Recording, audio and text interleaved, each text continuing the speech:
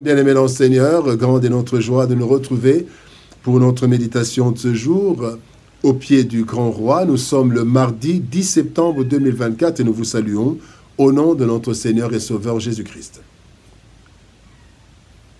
Pour la méditation de ce jour, le Seigneur nous conduit dans la première lettre de Paul aux Corinthiens. 1 Corinthiens chapitre 3 verset 16 dans deux versions. Dans Parole de vie 2017, il est écrit: vous êtes le temple de Dieu et l'Esprit de Dieu habite en vous. Vous ne savez donc pas cela. Louis II nous dit: ne savez-vous pas que vous êtes le temple de Dieu et que l'Esprit de Dieu habite en vous? Ne le sais-tu pas? Ne le sais-tu pas? Tel est le thème de notre méditation de ce mardi 10 septembre 2024. Bien-aimés dans le Seigneur, le savoir est la meilleure source du comportement humain. En effet, c'est en fonction de ce que nous savons que nous adoptons une certaine attitude, et cela dans tous les domaines de la vie. Par exemple, si nous savons qu'une avenue a connu un cas de délabrement avancé, nous n'allons pas emprunter cette avenue, nous chercherons une autre avenue à emprunter. Mais aussi, si nous savons que notre adversaire prépare un coup contre nous, nous adopterons une attitude de méfiance et aussi de prudence, parce que nous savons le savoir. Le texte de ce jour nous interpelle quant à notre marche dans ce monde.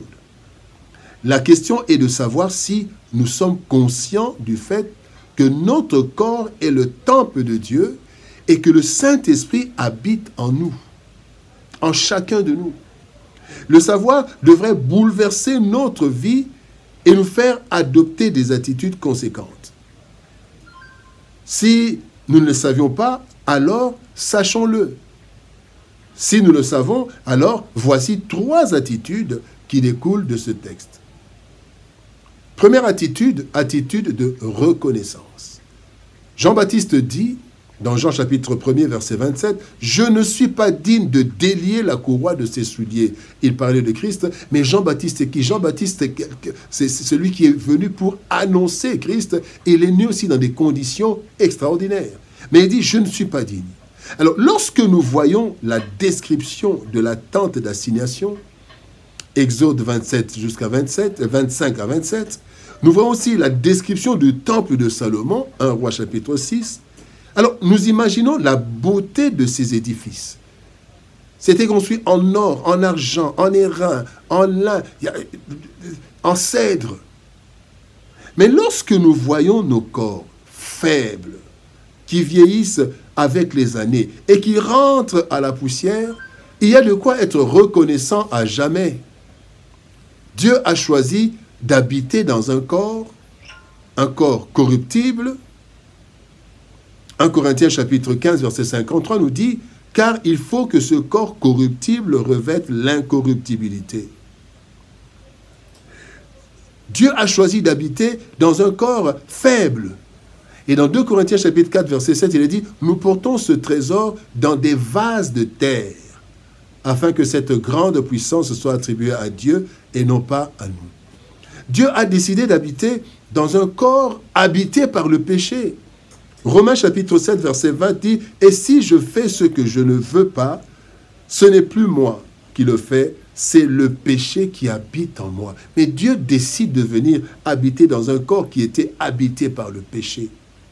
Bien-aimés, lorsque nous savons que Dieu habite en nous, que son esprit est en nous, que nous sommes le temple de Dieu, bien-aimés, nous devons avoir une attitude de reconnaissance envers Dieu. Nous ne le méritons pas.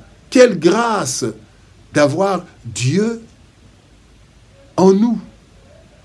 Deuxième attitude, c'est une attitude de consécration.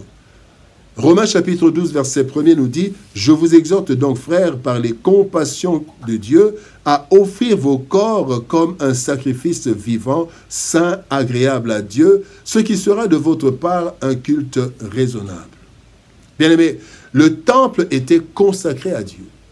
La consécration du temple de Salomon a été grandiose. Et nous voyons cela dans 2 Chroniques, chapitre 5 jusqu'au chapitre 7. Et à la fin de la cérémonie, Dieu fit descendre le feu. 2 Chroniques, chapitre 7, verset 1er. Lorsque Salomon eut achevé de prier, le feu descendit du ciel et consuma l'holocauste et les sacrifices. et la gloire de l'Éternel remplit la maison. Cette grandiose cérémonie manifeste l'importance du temple dans la relation entre Dieu et son peuple. Dieu venait habiter dans le temple. Cette grande cérémonie reflète aussi, manifeste la représentation de la grandeur et de la sainteté de Dieu. Cela est encore plus vrai dans le corps temple, car le corps a été façonné par Dieu lui-même et que nous sommes la ressemblance et l'image de Dieu. Nous devons donc, bien-aimés, consacrer notre corps tout entier à Dieu. Romains chapitre 12, verset 1er que nous avons lu. Nous devons consacrer notre corps comme un sacrifice vivant et agréable. Deux, nous devons garder notre corps irrépréhensible. 1 Thessaloniciens chapitre 5, verset 23 nous dit que tout votre être, l'esprit, l'âme et le corps soient conservés irrépréhensibles lors de l'avènement de notre Seigneur Jésus-Christ. Troisième chose, nous devons prendre soin de notre corps, car il est le lieu de la manifestation divine. La Bible dit dans 1 Corinthiens chapitre 3, verset 17, « Si quelqu'un détruit le corps de Dieu, le temple de Dieu, Dieu le détruira, car le temple de Dieu est saint et c'est ce que vous êtes. » Troisième attitude, attitude de service.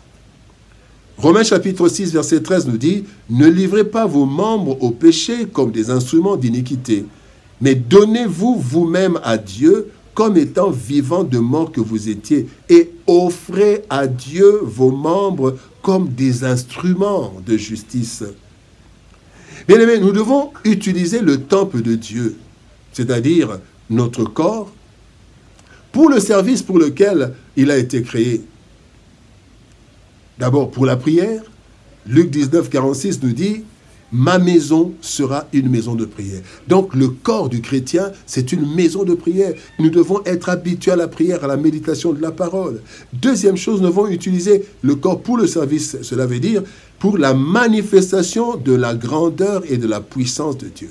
N'est-ce pas que le Seigneur, Jésus-Christ, dit à ses disciples, quand il leur parle, il leur dit dans Luc chapitre 10, verset 19, il dit « Voici, je vous ai donné le pouvoir de marcher sur les serpents et les scorpions et sur toute la puissance de l'ennemi, et rien ne pourra vous nuire. » Mais aussi, la manifestation de Dieu, nous devons utiliser ce corps comme canal de rencontre entre les hommes et Dieu. Marc chapitre 16, verset 15, la Bible dit « Puis il leur dit, allez par tout le monde et prêchez la bonne nouvelle à toute la création. » Nous utilisons ce corps temple du Saint-Esprit, temple de Dieu, habitation du Saint-Esprit.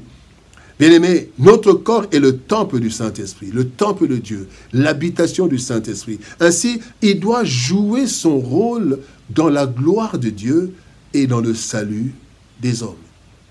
Ne le sais-tu pas, bien-aimé dans le Seigneur? Christ a dit, vous connaîtrez la vérité et la vérité vous affranchira. Jean chapitre 8, verset 32.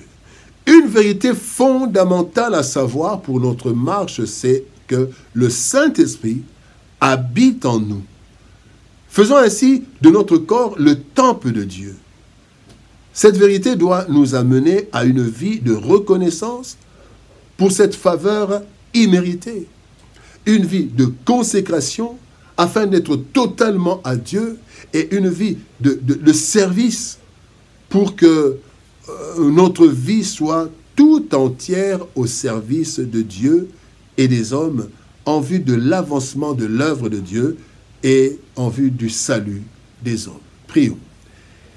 Père éternel, nous te bénissons et te rendons grâce pour ton amour et ta bonté. Merci Seigneur, parce que tu nous rappelles pour certains, mais à certains tu fais savoir. Tu nous apprends, Seigneur, au Dieu de gloire, que nous sommes ton temple. Nous sommes l'habitation du Saint-Esprit. Oui, nous sommes à toi. Notre corps est ton temple. Et, Seigneur de gloire, le Saint-Esprit habite en nous. Aide-nous à avoir toujours cette attitude de reconnaissance, cette attitude de consécration et de service, parce que tu nous as donné un corps afin que nous puissions te servir. Aide-nous, Seigneur éternel. Et écarte loin de nous, Seigneur de gloire, tout ce qui pourrait, Seigneur, au Dieu de gloire, nous endormir. Tout ce qui pourrait venir souiller le temple que nous sommes. Aide-nous, Seigneur, à marcher, Seigneur de gloire, sur la bonne voie et que toute la gloire te revienne. Au nom de Jésus-Christ, nous avons ainsi prié, Père. Amen. Bien-aimés Seigneur, que Dieu nous bénisse. Shalom, au revoir et par la grâce de Dieu, nous nous retrouvons demain pour une nouvelle méditation au pied du grand roi. Shalom, au revoir et à demain.